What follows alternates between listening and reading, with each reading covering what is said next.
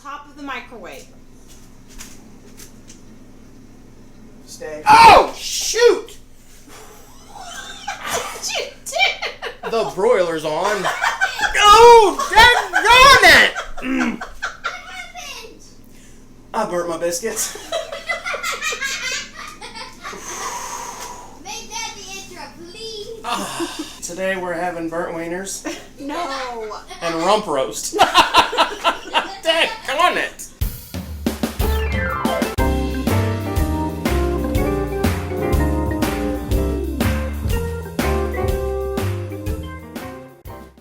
Hello, Crock Posse, and welcome back to another edition of Cooking Chris's Dishes with the Good Old Boy, where we're cooking up dishes straight from recipes.crock.com, and also today, goodnessgracious.com. Now, if y'all have never checked out goodnessgracious.com, now would be the time. You see, that is the prequel site to recipes.crock, the sister site, if you will, the Rogue One of the Crockpot channel. But anyway, today we're doing a little supplemental video for Cooking Chris's Dishes. A dish that goes well with, I don't know, lasagna, spaghetti. All by itself. All by itself. It's just a good dish. It's real simple. It's my wife's mama's garlic bread. And it's just a real simple garlic bread recipe. And it goes a little something like this. You need, well, bread. Now this isn't a full loaf. I've pre-done some of this to take a little less time to do this video because I gotta go to work here in about, I don't know, 20 minutes.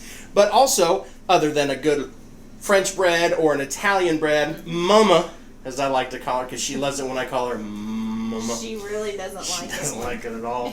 But she says to get a good Italian loaf. French bread would work good. Yep. Maybe That's technically French bread. It's technically French bread, but we're going to name it Berto so that it's got an Italian flair to it.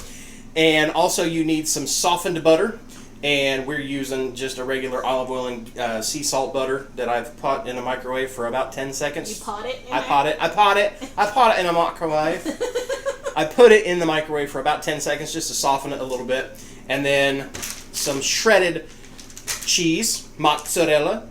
That's what's going to make it Italian. If you put some mozzarella in there, I'm going to talk like Jada. Oh, here we go. It's a Jada. I'm going to make it a mozzarella. Oh my goodness. I'm going to be a clumsy in the kitchen. And then also some garlic powder. Let's talk a little bit about garlic powder. We have some generic, off-the-shelf. Well, it's not generic. That's McCormick. This is McCormick. That's right. Well, you could get a generic or a McCormick's, whatever. You could get your Walmart off-the-shelf garlic powder, or we also use Penzeys garlic powder for a lot of our dishes. But here's the deal, yo. I got all thug life there. Hey, yo, here's the deal, yo. This is a little hot. So if you sprinkle it on something, it's gonna have a little Italian bite to it, you know, a little garlic bite to it. We're not much for the garlic bite. We just like the garlic flavor. So we're just gonna use our McCormick's garlic powder, and then. Well, and honestly, my very favorite way to make it is with the generic version. You know something that we should really invest in? What? A bread knife. I thought we had one, but I couldn't find it. I couldn't find it either, so I'm using just one of the larger kitchen knives, and I'm smooshing my bread. And at the end of every piece of bread is the butt. Yes. I like it, the butt. So now I've eaten the bottom piece of the bread, because when you're in the kitchen, you're the cook, and you can do that. You take your butter, and you spread it on top of your bread. And you put it right there. And then you spread more butter. And then you spread more butter. Be liberal with your butter. It's going to soak down in the bread. Yep.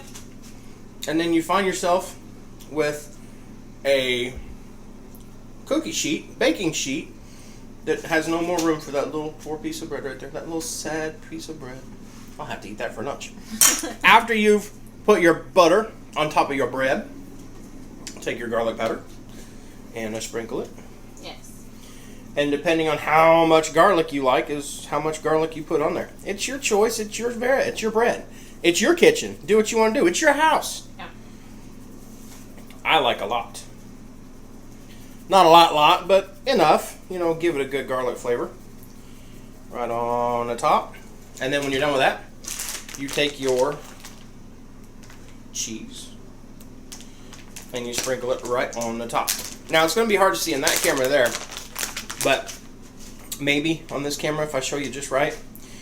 I'm using a baking sheet, but on top of the baking sheet I'm using a liner. This is a silicone based liner.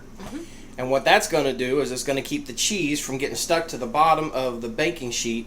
And burning. Yeah, you know how your baking sheets get all brown and black and all kinds of dirty colors, you know, and it's normal when you bake with them for a long time. Well, this thing keeps that from happening, and then you stick it in the dishwasher and everything comes right off. It also helps the bread from sticking to the pan and all that jazz. But we'll give a link to Amazon and that, a referral link in the blog post. Or in the video Amazon post. even makes their own now. Yeah, that's what this one is an Amazon Basics. Yeah. They're really cool. I think it's French. So you're putting about 2 cups of cheese on top. Yes, I'm being very precise about it too. Yeah. A liberal amount of cheese. Yes. A lot. This is where you want a lot. You want a garlic cheesy bread right over the top of your buttered garlicked bread.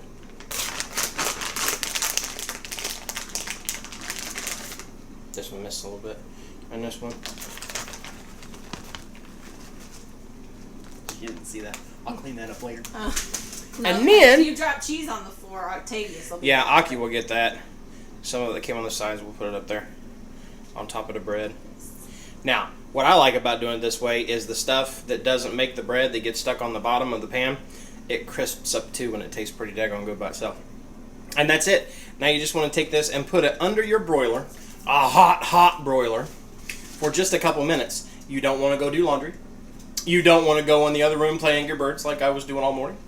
You want to stay with your broiler because melted cheese, bubbly cheese, little bit of brown on the top of the cheese is a super good.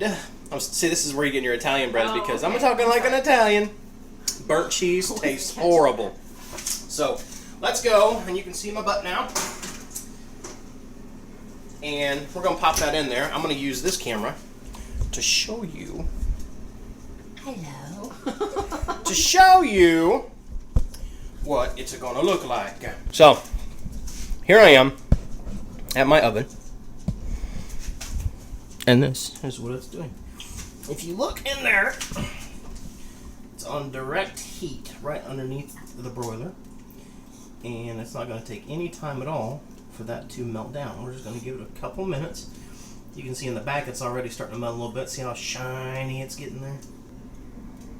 You should probably shut the broiler, let it melt, and check back in. Yep, I'm going to shut the broiler and check back in a couple minutes. For now, what I'm going to do is make funny faces into this camera to entertain you while we wait on our garlic bread to get done. You ready? You've got something in your teeth. Clouding up your... Ooh. Time to check the bread. So it's been a couple minutes. And you can see that it's starting to brown up. Kind of hard to tell with that light back there. So let's bring it out a little bit. See how it's starting to brown up and bubble up? We're going to turn it. We're going to get this bread all turned. Put it back underneath the broiler for just a few seconds. Kind of brown up the back cheese back there. But not very long, because we don't want it to burn. We want it to broil. We want it to bubble. We want it to brown. A whole lot of bees in this alliteration. But we want to get it all brown bubbly. And actually, that's enough. And that, my friends, is beautiful garlic bread. Ow! And that is a hot pan. We're going to shut that off now. We burned ourselves enough today. I don't understand how you continually burn yourself. It's a gift? It's a rare gift, yeah. Yes. Now, that bread is going to be hot. Duh. Well, don't grab the pan. You didn't say nothing about the pan. Look at that. Look at that right there. Let's show you. Let's just take a little drive down Garlic Bread Lane here. Look at that. Look how that is all brown and bubbly and delicious. It's gonna make my mouth happy. It's kind of creepy. Yes. A little bit. So now, I will carefully take a piece. This piece right here looks good. With a ginormous knife. With a ginormous knife. Oh, yeah. Money shot right there, y'all. And that was just a cheese.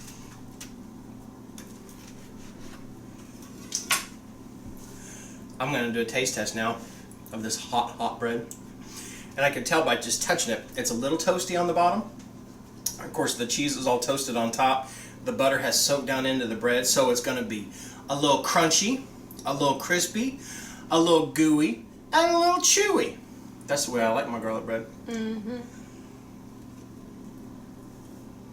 You know, when Chewbacca was a baby, that's what he was, as a little chewy. So what do you think? Mama did good. That is really good. Now that's the garlic bread we would have all the time at our house growing up when we would have like spaghetti or something like that.